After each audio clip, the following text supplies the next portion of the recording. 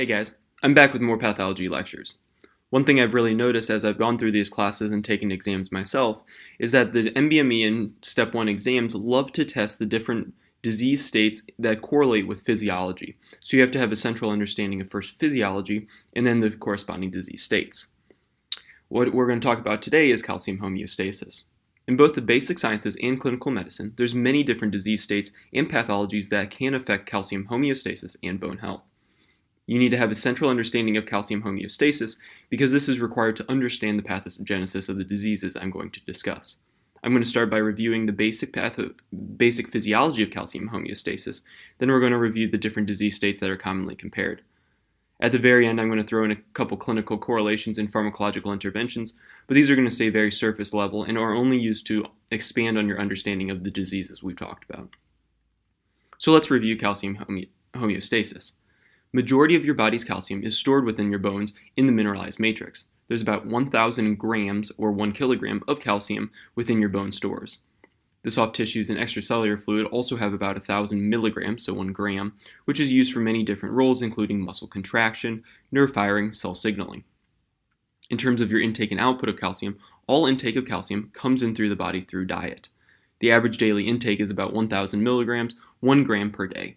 And of that, 300 milligrams is absorbed per day, 700 milligrams is never absorbed, lost out in the feces. Of the 300 milligrams per day that you did absorb, about half is secreted back into the intestines and lost in the feces again, while the other half is secreted and lost in the urine.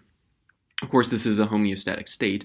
If there is a calcium deficiency, regulatory hormones like parathyroid hormone, vitamin D, will increase calcium levels by increasing the reabsorption and decrease the urinary losses of calcium. So calcium can be found in two different forms in extracellular fluid.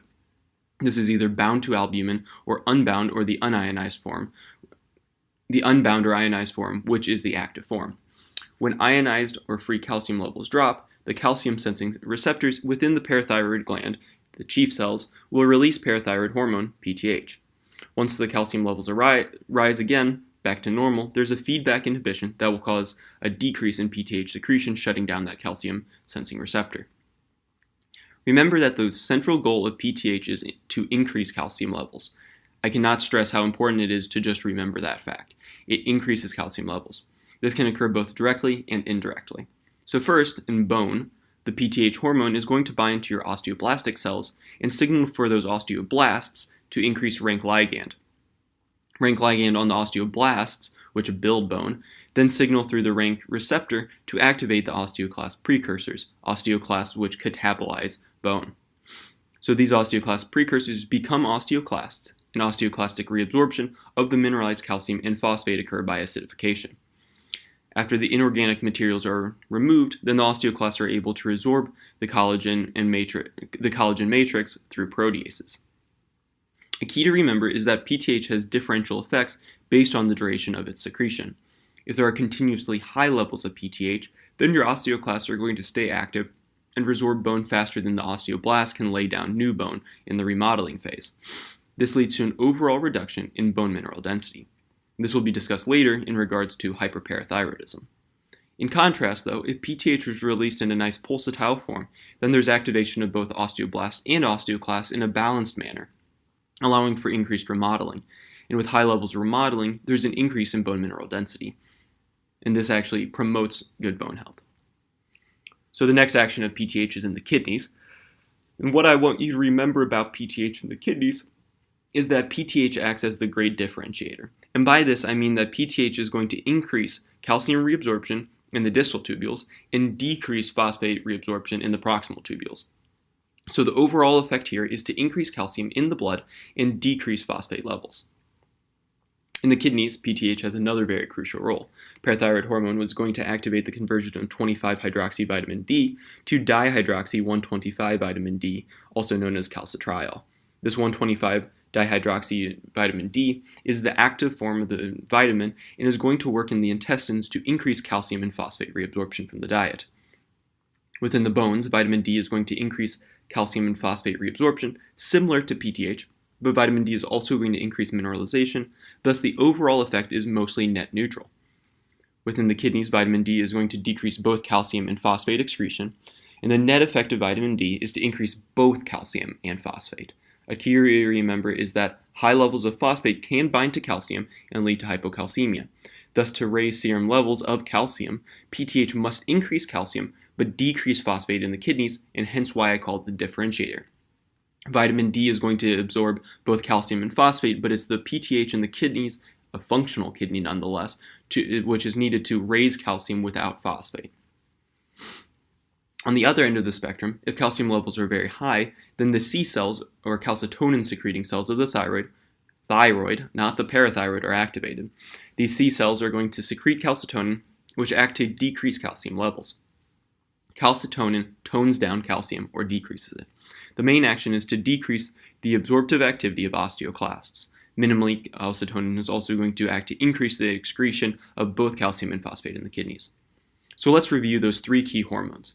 Vitamin D is going to have a net effect to increase both calcium and phosphate levels. That's why in disease states like rickets, you are both hypocalcemic and hypophosphatemic. Calcitonin is going to tone down calcium. That's what you need to remember. And then finally, PTH is the differentiator between the two that has different actions on the two different ions. PTH is going to raise calcium but decrease phosphate levels. So now that we have an underlying understanding of how these hormones function, let's talk about some of the disease states. One large class of pathologies is hyperparathyroidisms. These are commonly tested on the USMLE Step I because it integrates these physiology and pathology details that I've been discussing. Most obviously, in hyperparathyroidism of any kind, there is an underlying elevation of PTH. That is what causes these to all be linked. A key to remember is that hyperparathyroidism is not the same as hypercalcemia. You'll see what I mean later. So hyperparathyroidism comes in two major forms. There's a primary form and a secondary form. And finally, I'll touch on a tertiary hyperparathyroidism, which is a less common form of the disease. So primary hyperparathyroidism is a spontaneous overproduction of PTH, most commonly due to a benign tumor or a parathyroid adenoma. Secondary, on the other hand, secondary hyperparathyroidism is a reactive condition in patients with an underlying chronic kidney disease. And similarly, a tertiary form, tertiary hyperparathyroidism, normally forms because of long-standing chronic kidney disease. So primary hyperparathyroidism is a common endocrine disease that is a cause of hypercalcemia. The key pathogenesis in primary hyperparathyroidism starts with the parathyroid glands, hence the name primary. So you have hyperfunctioning parathyroid glands.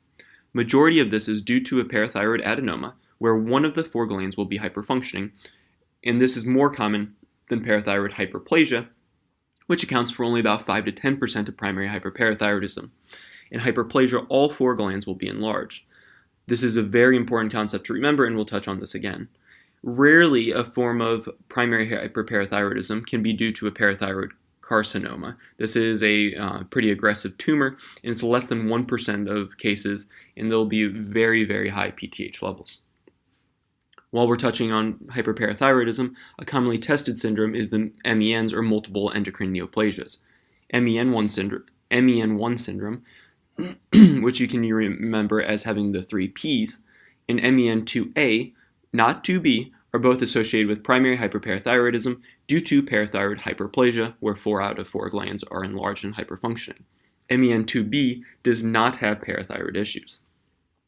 So the pathogenesis of hyperparathyroidism is that there is 2 main mutations causing the primary form of hyperparathyroidism. One common mutation is the cyclin D1 gene inversion. Here we have an inversion of the chromosome leading to cyclin D1, which is a cell cycle regulator, being relocated next to the PTH gene after the chromosomal inversion. This is going to lead to increased proliferation of the parathyroid cells, resulting in hyperfunctioning and enlargement of the glands. A second well-recognized mutation is a mutation in the MEN1 tumor suppressor gene. Not only does this occur in MEN1 syndrome associated with this mutation, but also in spontaneous parathyroid lesions, and also spontaneous adenomas may carry this mutation. So how does a patient with primary hyperparathyroidism present? Typically, it's an adult patient, much more common in women. The key demographic to think of is postmenopausal women. The most common way it presents is actually asymptomatically as a clinically silent hypercalcemia, meaning it's detected on routine metabolic panels or those done for some other reason. Less commonly can primary hyperparathyroidism actually present with hypercalcemia.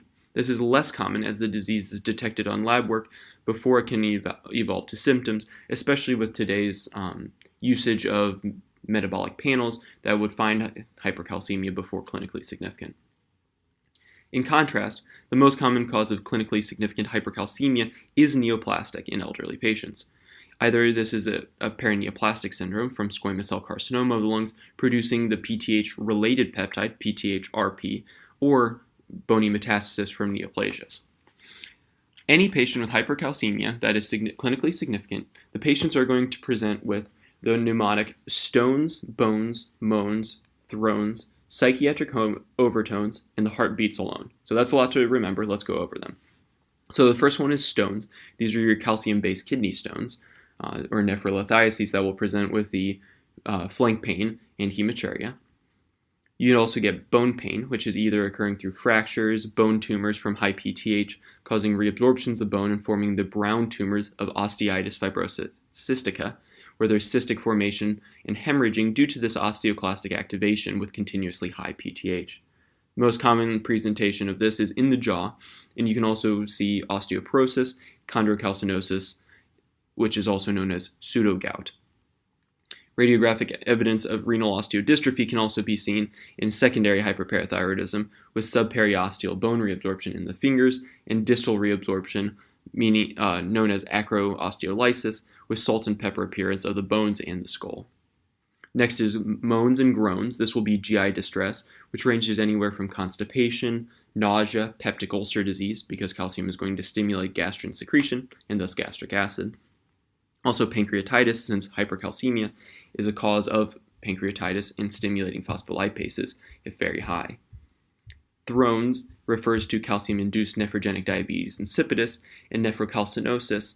Nephrocalcinosis causes polyuria and renal failure due to decreased concentrating abilities of the urine in the kidneys. Psychiatric overtones refers to different range of psychiatric conditions, anywhere from anxiety and depression to full psychosis. And then finally, the last one is the heart beats alone, which can indicate arrhythmias and diastolic hypertension from hypercalcemia, which increases the smooth muscle tone in your arterioles, causing that hypertension and thus diastolic hypertension and even heart failure. An EKG will actually show QT shortening in arrhythmias with severe hypercalcemia, so remember that with heartbeats alone. Essentially, every organ system can be affected by calcium homeostasis abnormalities. So what kind of workup and evaluation are you going to give these patients? So in terms of labs, since the main pathogenesis is elevated PTH, lab work is going to show elevated PTH and elevated calcium in primary hyperparathyroidism. Phosphorus and bicarb are both going to be low since the kidneys are very functional in these patients and it will respond to the high PTH levels. Bicarb will be low due to decreased proximal tubular reclamation resulting in a non-anion gap metabolic acidosis. On the other hand, if there is a tumor like a squamous cell carcinoma of the lungs, then there will be a low PTH through feedback inhibition, and you will need to order the lab for PTH-RP, the related peptide, since this will be drastically elevated and not be shown on a PTH assay. Another lab to look for is the chloride to phosphorus ratio. This will be greater than 33, which indicates your non-anion gap metabolic acidosis. If labs indicate primary hyperparathyroidism, then you can visualize the glands directly by a technetium-99 radionuclide scan. This is especially helpful when the glands are ectopic, as the glands can be located anywhere in their descent from the pharyngeal pouches in development to the thyroid and even the mediastinum. The parathyroid glands can be ectopic anywhere in the carotid sheath and the mediastinum stuck in the thymus. So when you do your technetium-99 scan, you can either see a single large hyperactive gland and 3 smaller hypoplastic glands due to feedback inhibition of calcium on the normal cells, or you can see 4 large glands where they are all hyperactive in the case of hyperplasia. And since this is pathology, we're going to go over the histology in primary hyperparathyroidism. In an adenoma, these are predominantly composed of the chief cells of the parathyroid, and you'll see these cells in sheets with no intervening adipose tissue. And this adenoma will all sit inside a thin rim of fibrous tissue. Outside that fibrous capsule is the native gland of the parathyroids, and it will actually typically show squished, non-neoplastic or native cells. Be careful, as you may see endocrine atypia even in a benign tumor. Endocrine atypia is a phrase describing neoplastic but non-malignant endocrine tissues that have a very bizarre and pleomorphic nuclei. This is not malignancy. So the different things that you're used to seeing and thinking about when you're thinking about malignancy versus benign may show up in endocrine atypia. For example, they may be pleomorphic, they may have oddly shaped nuclei in large cells, but there should never be mitotic figures. Mitotic figures would be a hint that this could be carcinoma. Carcinomas can be tough to tell from an adenoma because of this atypia. Cellular details are not reliable, therefore, and you need some other kind of diagnostic measure. You must look at the capsule, and if there's invasion of the cells into and through the capsule into surrounding tissues, then it's a carcinoma. So here's a histological exam of what a parathyroid adenoma looks like. This is something you should also look at in lab or your class notes, because this is something I can't really draw out and demonstrate. You just need to get used to looking at this. And a fun fact for primary hyperparathyroid adenomas, the right inferior gland is the most commonly involved. I don't think that'll ever be tested. It's just a fun fact.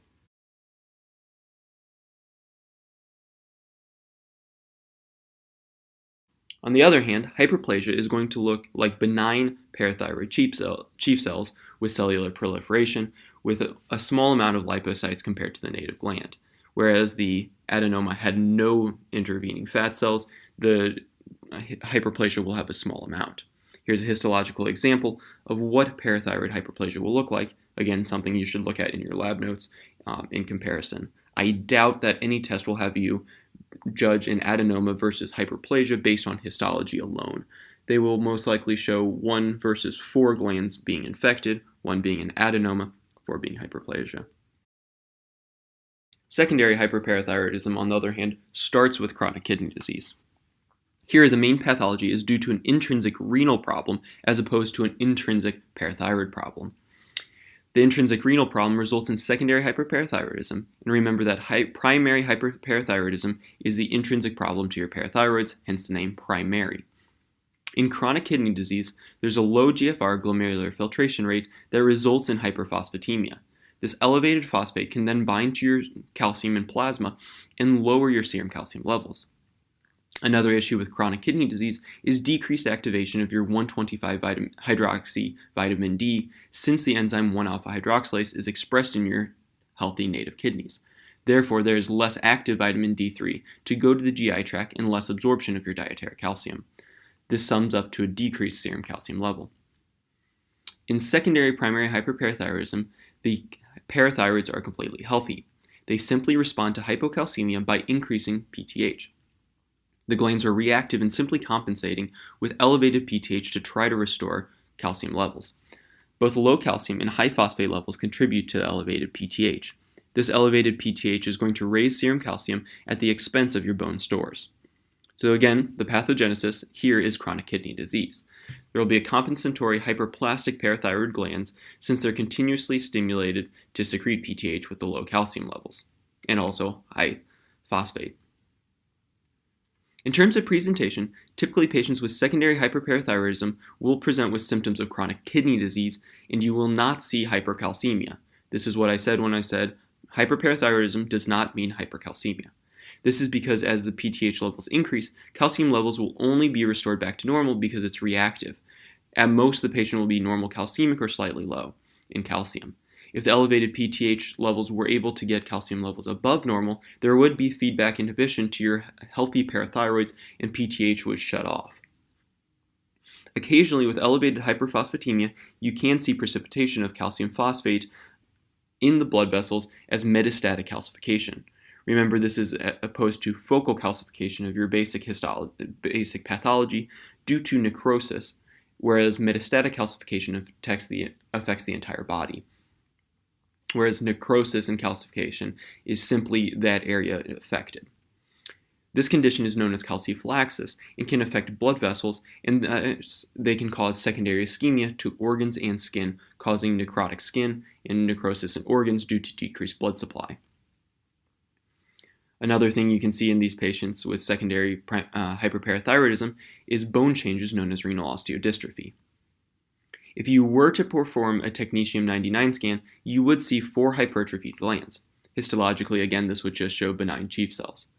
In terms of lab work, you're going to see elevated parathyroid hormone, normal calcium or slightly low, and an elevated phosphate.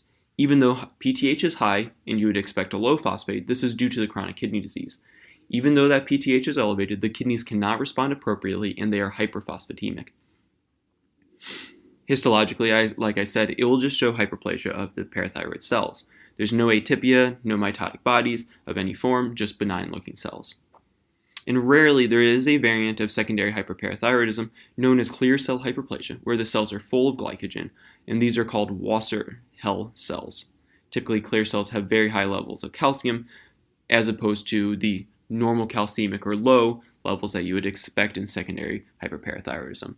I do not think this is relevant. I would not learn it, but I just wanted to make sure I touched on it in case a question ever comes up about it.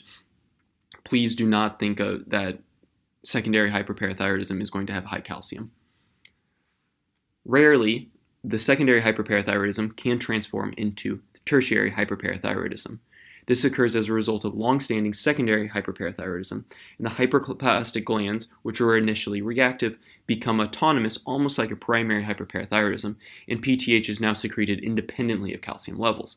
This actually leads to very high levels of PTH, since it is no longer reactive or compensatory. Phosphate, again, though, will be high because there is still chronic kidney disease affecting these patients. Calcium will also be slightly elevated since there's supercompensatory levels of PTH, which leaches calcium from your bones. So this is a quick review of the different labs from the different slides I've talked about. Pause here to review if needed, and make sure you know these cold. So as promised, I'm going to finish with a little bit of treatment. So if a patient comes in with acute hypercalcemia, the stones, bones, groans, moans, thrones, psychiatric overtones with the heart beating alone, the treatment is copious IV fluids to dilute out of that hypercalcemia, along with loop diuretics. Remember that loop diuretics lose calcium, whereas the thiazide-type diuretics cause hypercalcemia.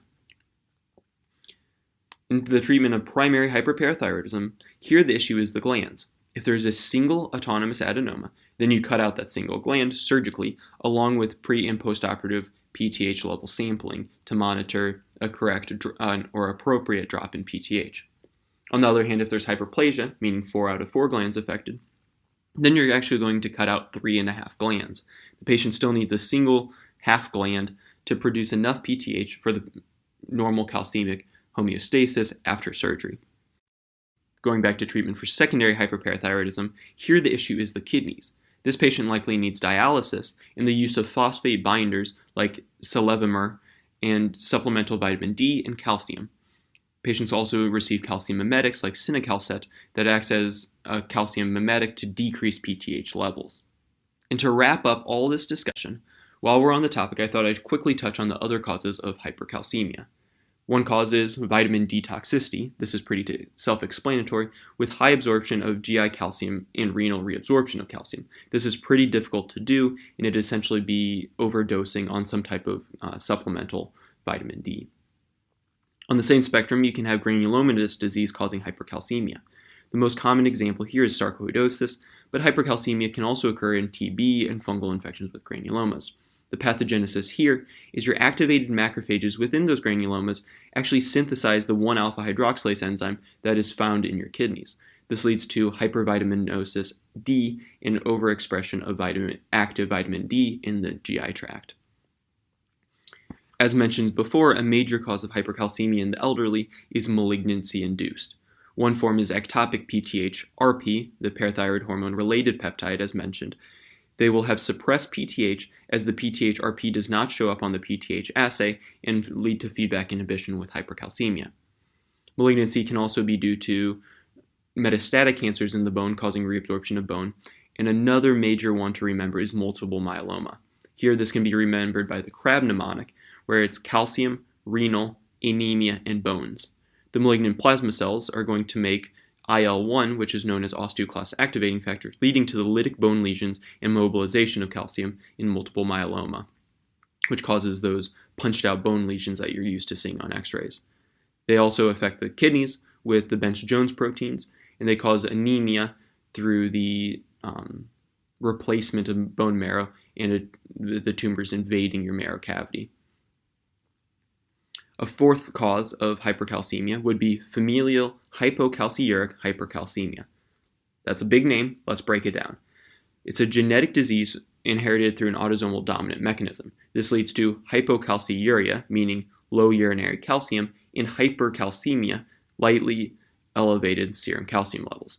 So if you can remember that, you have the disease locked down. They're going to be slightly hypercalcemic, and when you look at urinary calcium levels, it is low. The pathogenesis here is essentially due to a mutation in the calcium-sensing receptors, both in your renal tubules and the parathyroid glands. Thus, there is a slightly increased level of serum PTH in the face of hypercalcemia. It is inappropriately elevated when it should be suppressed due to a mutation in the calcium-sensing receptor. This leads to high levels of PTH and higher renal tubule reabsorption because this sensor essentially thinks that they're slightly low all the time. Another cause of hypercalcemia is the thiazide diuretics like hydrochlorothiazide and chlorthalidone. These act to increase the distal tubule reabsorption of calcium, the same calcium channel that PTH acts on. Remember, with the mnemonic as discussed earlier, loops lose calcium, which is why you use them in acute hypercalcemia, as opposed to the thiazides that cause the hypergluc, hyperglycemia, hyperlipidemia, hyperuricemia, hypercalcemia. Hopefully this has been a solid review for your physiology and pathological correlations of calcium and phosphate homeostasis. These topics are very commonly tested, so make sure you have a really good understanding on them and know how to interpret the lab work. Good luck studying, and post any questions that you may have, and I will try to get back to you as soon as possible. Thanks.